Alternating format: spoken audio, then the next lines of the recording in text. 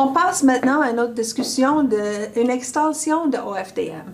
Une optimisation peut-être, c'est une autre modulation multiporteuse. L'acronyme est différent. On utilise DMT, Digital Multitone, une modulation multitonalité discrète. Donc, il y a beaucoup de recouvrement, si on dit, dans le concept de OFDM et de DMT. Mais nous utilisons deux vocabulaires séparés.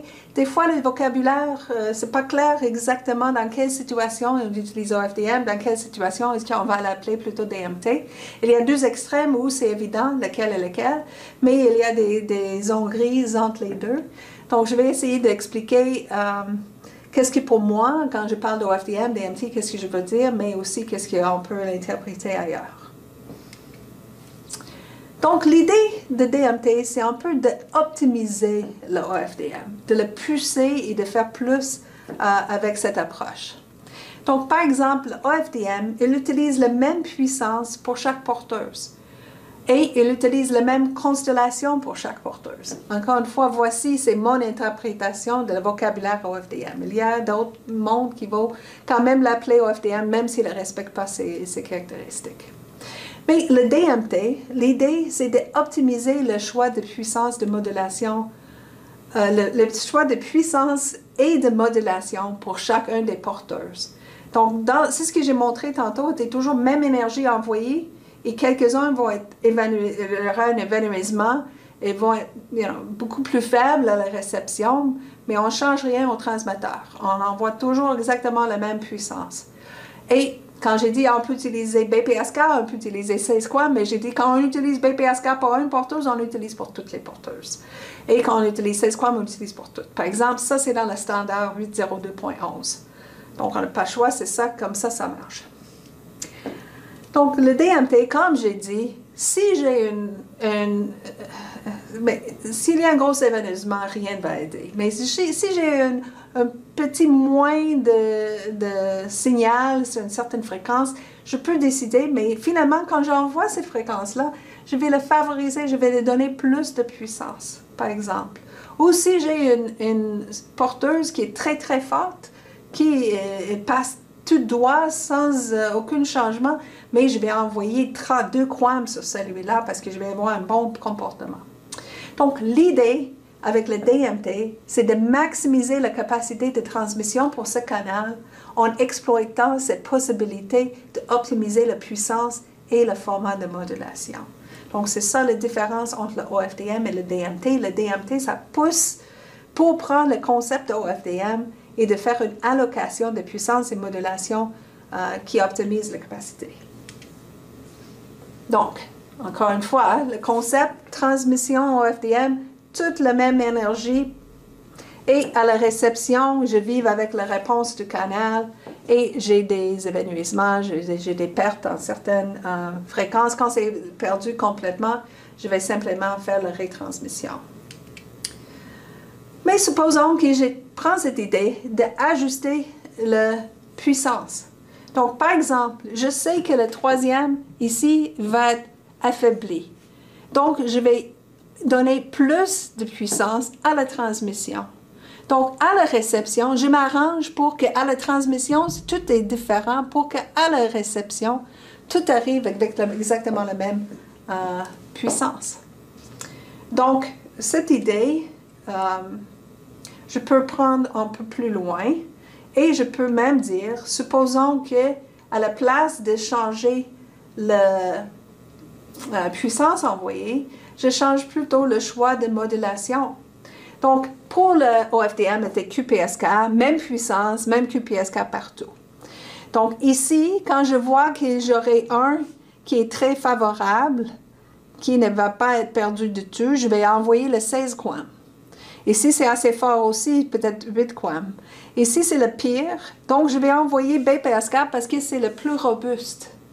Donc, à ce moment-là, j'exige qu'à la réception, peut-être il n'y aura pas toute la même énergie, mais je vais être toute le même BUR parce que j'exige la même performance pour chacun, par exemple. Donc, ça sera une approche d'optimiser le OFDM. Donc, je peux voir que j'ai deux possibilités. Je peux jouer avec plusieurs possibilités. Par exemple, ici, dans la version ici, c'est tout reçu avec la même puissance. Donc, certains, si j'utilise le même taux de transmission, par exemple, j'utilise la même modulation QPSK partout, mais ça va être le même BER partout. Mais si j'essaie d'ajuster à la fois la modulation et la puissance, peut-être je peux pousser la capacité du canal et finalement envoyer plus d'informations plus vite et avec plus de fidélité.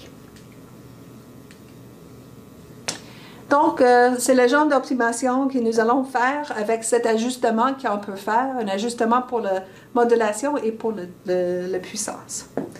Donc, suppose c'est une approche qui marche quand le canal est linéaire, mais pas plat. Donc, la réponse en fréquence n'est pas plat.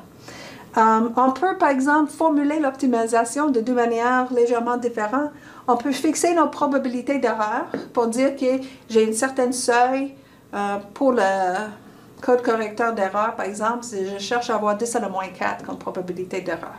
Donc, je peux fixer ça et trouver, mais finalement, pour ce canal, c'est quoi le taux binaire le plus rapide que je peux envoyer avec cette valeur fixe pour la probabilité d'erreur. Ou je peux dire, j'ai besoin d'envoyer mes informations à 1 gigabit par seconde. Mais finalement, c'est quoi que je vais avoir comme probabilité d'erreur? Comment est-ce que je peux améliorer la probabilité d'erreur et atteindre ce taux de transmission? Donc, deux approches, mais finalement, elles utilisent le même concept d'ajuster la puissance et le format de modulation. Donc, l'hypothèse au départ, comme je dis, c'est un canal linéaire où la réponse en fréquence n'est pas plat. Donc, on va supposer que notre système à la base, l'OFDM, notre division en plusieurs porteuses, c'est assez fine pour que pour chacun des sous-porteuses, le canal peut être approximé comme d'être plat. Donc, pour chacun des sous-porteuses, c'est plat. On peut mesurer dans chacun des bandes de fréquences une certaine réponse en fréquence pour le canal et le niveau de bruit. Si c'est un niveau de bruit additif gaussien qui est le même partout, ça va être un constant. Mais cette approche, on peut même tenir compte d'un interférent qui va augmenter le bruit. Donc, ce n'est pas juste pour le bruit additif gaussien.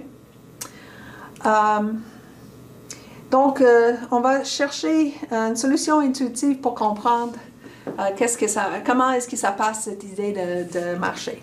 Donc, je vais expliquer. Supposons qu'on cherche, notre objectif, c'est d'avoir la même probabilité d'erreur pour toutes les porteuses. Supposons. Et nous avons ici la réponse en fréquence. Il y a une certaine forme à cette réponse en fréquence.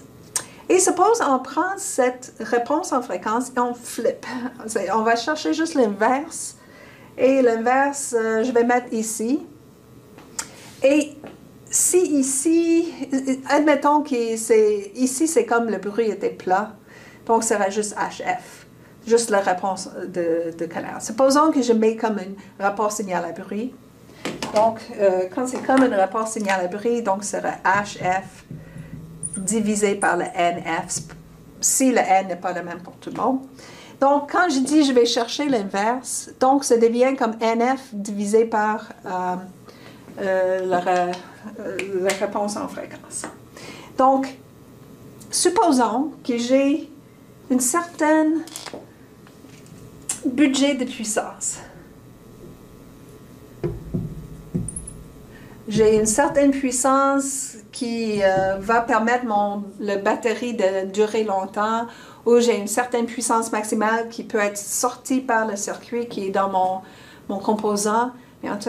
J'ai un certain budget, j'ai une certaine quantité de puissance. Donc, imagine que cette quantité de puissance, c'est dans une pichet. J'ai un pichet plein de puissance.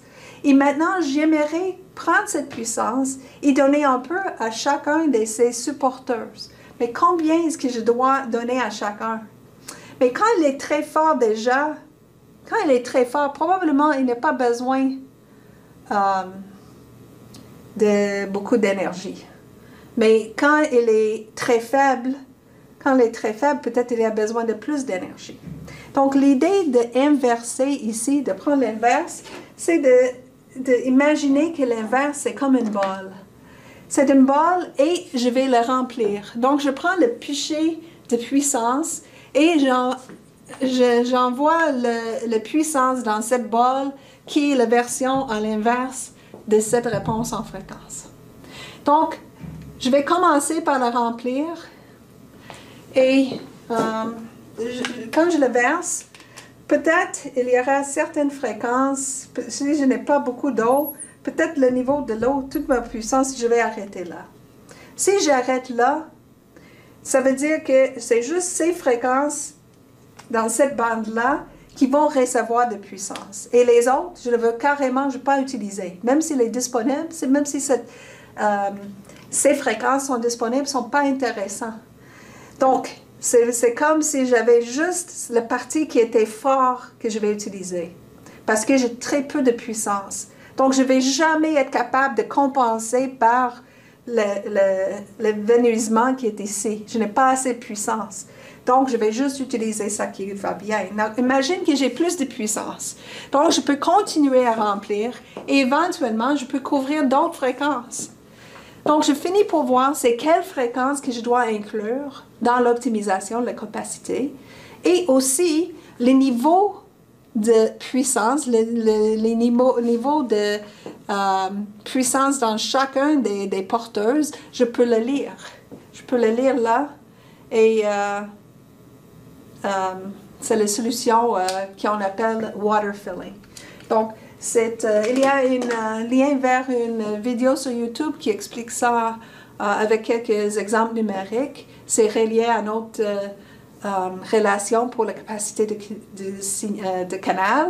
Je voulais juste vous donner une idée de ce concept de comment est-ce que je trouve la quantité de puissance qui va donner la même performance. Mais finalement, il y a des algorithmes numériques qui vont pour une réponse spécifique calculer exactement c'est quoi l'optimal pour l'allocation.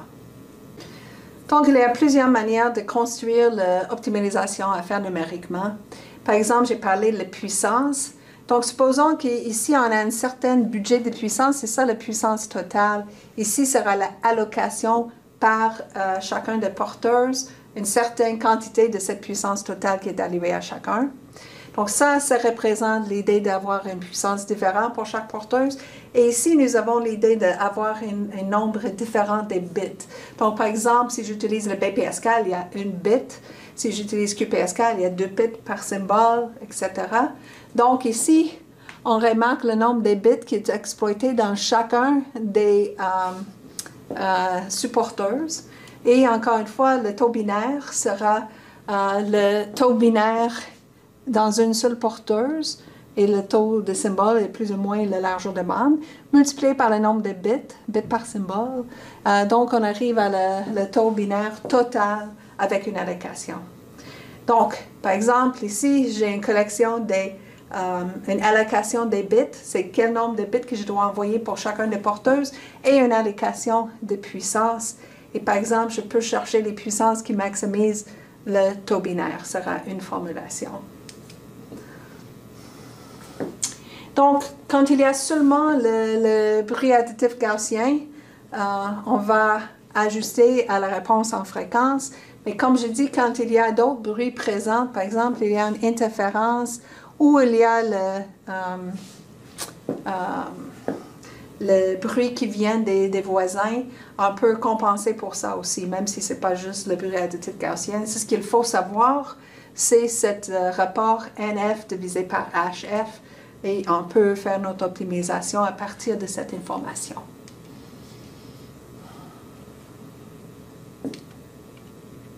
Donc, l'idée d'une allocation des bits, encore une fois, toute la puissance n'est pas la même.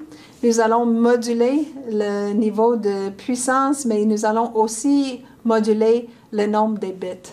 Par exemple, ici, quand c'est jaune, ça veut dire que j'utilise une allocation de bits très élevée et en bleu, c'est très faible. Donc, on utilise à la fois le modulation et la puissance et le format de modulation, même si c'est un seul graphique pour le montrer. Donc, on a des résultats, on utilise ça même en optique. Donc, j'ai mentionné pour le sans fil, c'est utiliser l'OFDM pour contourner le multiparcours et on peut utiliser ça aussi en optique pour différents composants qui ne sont pas idéaux. Donc, ici, par exemple, quand il y a des atténuations plus sévères, nous allons voir que nous n'allons même pas utiliser ces bits. Ici, c'est le nombre de bits qui est alloué pour chacun. Donc ici, était la puissance et avec les couleurs, on a monté c'est quoi la modulation. Ici, l'axe est vraiment le nombre de bits qui sont alloués. Donc, quand il est très, très grand évanouissement, on n'utilise même pas cette fréquence. Quand il y a des évanouissements un peu importants, on va l'utiliser, mais c'est juste BPSK, juste QPSK, et quand c'est plus fort, nous allons utiliser une modulation plus avancée. Donc, l'approche DMT, juste comme avec l'OFDM, on peut utiliser avec plein de formats de modulation, c'est juste qu'on n'est pas obligé d'avoir le même format de modulation. Donc, avec l'OFDM, j'avais toujours le même nombre de bits alloués pour chacun des flux, mais pour le DMT, on utilise, c'est ce qui est optimal. Donc, OFDM versus DMT, les deux utilisent pas mal le même hardware. Okay? L'approche est la même. Les deux utilisent le FFT, utilisent toute la chaîne de modulation, démodulation, exactement pareil dans les deux. C'est juste qu'avec l'OFDM, il n'y a pas de puissance. La puissance est égale, il n'y a pas d'allocation de puissance, il n'y a pas d'allocation de bits. Donc, le DMT, il est adapté au canal. Donc, au transmetteur, on adapte un canal. Ce n'est pas comme à la réception ici qui ont fait une égalisation, un one-tap equalizer. À la réception, c'est plutôt ici qui nous allons adapter au transmetteur pour changer ce qui est envoyé. Pour le faire, la puissance allouée par porteuse et le nombre de bits alloués par porteuse. Donc, deux solutions. Pourquoi ça existe deux solutions? Pourquoi pas utiliser l'optimal tout le temps? Mais il y a deux raisons. La raison principale, c'est parce que l'OFDM, les canaux, changent trop vite. Je n'ai pas le temps de reconnaître le canal, parce qu'il faut savoir c'est quoi le canal. J'ai besoin de H, de F pour même faire l'optimisation. Donc, c'est certain que le DMT, elle exige une connaissance de canal avant de partir. Donc, l'OFDM est utilisé pour la communication mobile où le canal change très rapidement, très, très rapidement. Et bien sûr, c'est moins complexe. Avec un canal qui change trop vite, cette solution sera hyper complexe. Donc, ça ne marche pas parce que les canaux varient. Le DMT, où est-ce qu'il est populaire, le DMT? C'est pour les canaux qui sont stables, les canaux qui ne changent pas avec le temps. Donc, c'est vrai que l'allocation de puissance et bits, c'est complexe. Mais le canal est tellement stable, ça arrive très peu fréquent de faire ce calcul. On fait une fois le matin, on fait une fois par jour peut-être. Donc, il y a un calcul à faire, une optimisation à faire, mais ce n'est pas un calcul qu'il faut faire en temps réel ou très rapidement. Donc, ça veut dire que le OFDM, on voit avec les canaux sans fil, parce que les canaux sans fil varient beaucoup. Donc, pas de temps de faire une stratégie. On utilise toujours la même puissance, on utilise toujours le même format de modulation. La seule chose que nous allons savoir, le canal est fort, le canal est faible. Donc, quand le canal est faible, on utilise BPSK. Quand le canal est fort, on utilise 16 QAM ou quelque chose de ce genre-là. C'est ça le standard 802.11. Le DMT, c'est historiquement été utilisé pour les canaux de paires torsédées. Donc, le lien téléphonique entre le central et les maisons. Ce sont des connexions filières qui changent très lentement. Ça se peut que ça réponde un peu au atmosphérique, mais ça change lentement. Et le DMT est utilisé pour le service d'Internet à la maison pour commencer, parce qu'il y en avait que les pertes orthodontiques était une manière de pousser la puissance, le taux de transmission pour atteindre les avantages que j'ai mentionnés ça fait quelques semaines. C'est aussi utilisé pour le câble coaxial. J'ai dit qu'en optique, on l'utilise, mais c'est pour des composants qui sont pas très forts. Donc, raison d'être pour le DMT, c'est pour compenser pour les évanouissements ou pour les fréquences défavorisées et pour optimiser la capacité du canal, mais ça s'applique juste au canal stable.